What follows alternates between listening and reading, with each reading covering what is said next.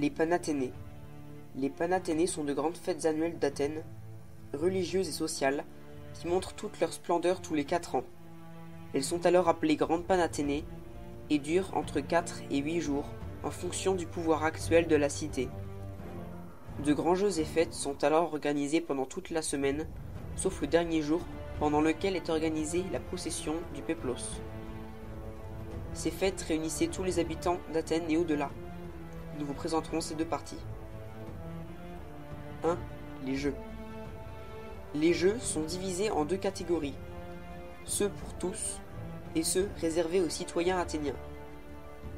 Les premiers ressemblent beaucoup aux Jeux olympiques et réunissent des courses à pied et en armes de 184, de 1000 et de 4500 mètres, de lutte libre, de boxe et d'un pentathlon composé de lancer de disque, de saut en longueur, de lancer de javelot, d'une course courte et de lutte.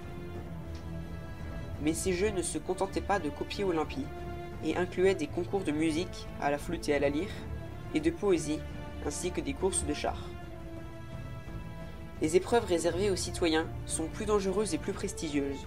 Il s'agit des pierriques, danses armées, des lancers de javelot à cheval, mais aussi de véritables combats, reconstituant des batailles mythiques comme celle de la guerre de Troie. Les vainqueurs se voyaient se faire offrir des couronnes d'olivier, ainsi que des jarres entières d'huile d'olive sacrée, en provenance des jardins interdits d'Athéna. 2. La procession du Péplos.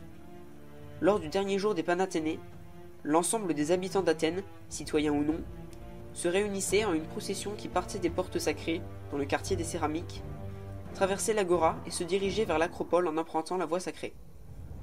L'ordre de passage était le suivant. Venaient d'abord les athlètes, suivis des hauts magistrats, des membres de la boulée, des stratèges entourés des fantassins et des cavaliers, les éphèbes.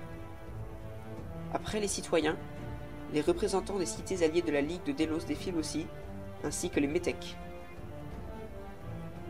Apparaissent ensuite les Ergastines, portant le péplos destiné à la statue d'Athéna, et en fin de cortège, on trouve les animaux qui vont être sacrifiés à Athéna et des hommes portant les corbeilles d'offrande pour la déesse.